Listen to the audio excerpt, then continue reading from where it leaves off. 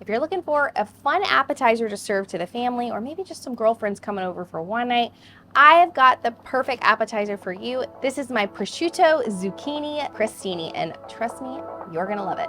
Let's get to cooking.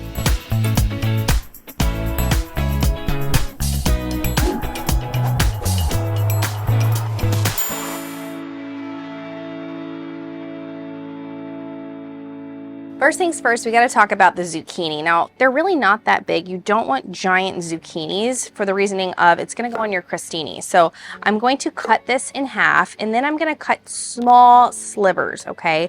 That is key. Just about like this. I would say maybe a 1/4 of an inch for thickness on that. And you're going to do that to probably roughly 2. Don't forget to cut your ends off as well on your zucchini. You don't want those little, I call them butts. Zucchini butts. You don't want the zucchini butts on there. Throw them in a bowl, because what's going to happen is you're going to want to toss these with some olive oil and some salt and pepper for flavor. Now I'm going to go ahead and add a little bit more of my olive oil down, even though the zucchini is covered. Toss it here. And then you're going to take your spatula, kind of make sure they're all laying flat. You want each and every single zucchini to be toasted on both sides. That is key. We don't want a super soggy zucchini.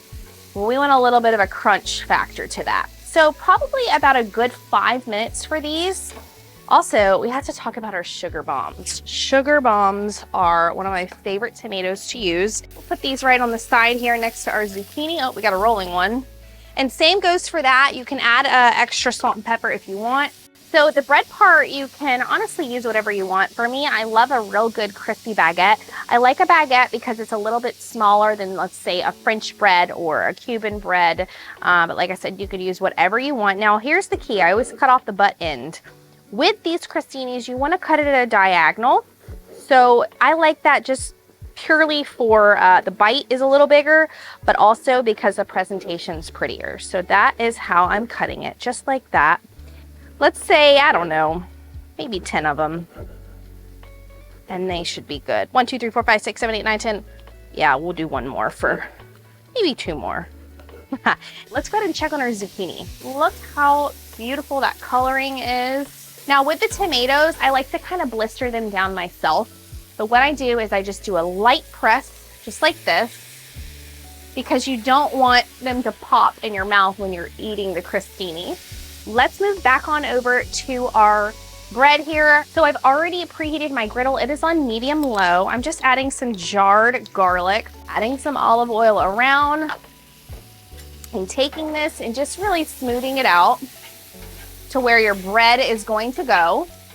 That looks good to me. And so now we just take our crostinis and add it right on top of there. Now really watch these crostinis because you don't want them to burn, but you do want a good crisp on them. The bread behind me here needs a couple of minutes. We'll flip them over, and then after that, we'll start the build. And trust me, y'all, it is so easy.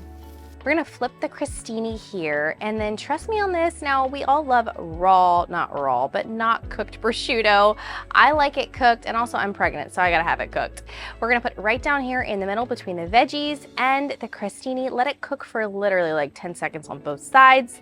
And then we're gonna start pulling off everything so we can start building. Let's take off the zucchini and the tomatoes. Then we're gonna pull off our prosciutto, and then we're gonna pull off those crostinis all here on a chop block. It just makes it easier for me to build. Now comes the fun part. We're gonna add a little bit of pesto to that crispy crostini. Ooh, try to say that 3 times. And then we're gonna add our crispy zucchini layered with the prosciutto on top. Then we're gonna add those beautiful blistered tomatoes. And then we wanna have some fun with the burrata. Now, you don't have to have burrata as your cheese. You can simply do Parmesan cheese, really whatever cheese your little heart desires.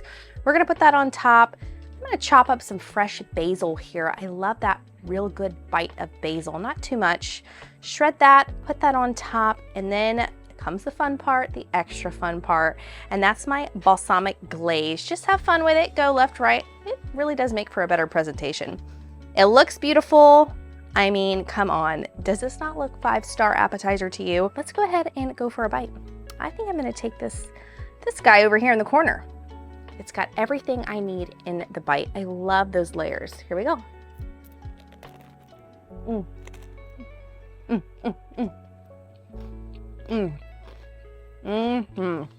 All those flavors are incredible.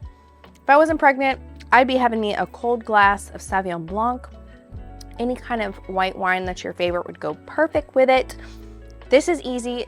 This is perfect for you any time of the week. Honestly, your kids would probably love this too. Remember, at the end of the day, you just gotta keep a couple things in mind. You gotta keep it quick, you gotta keep it simple, and most importantly, you have to keep it delicious. My name's Taylor Mock, and cheers. We'll see you on the next episode.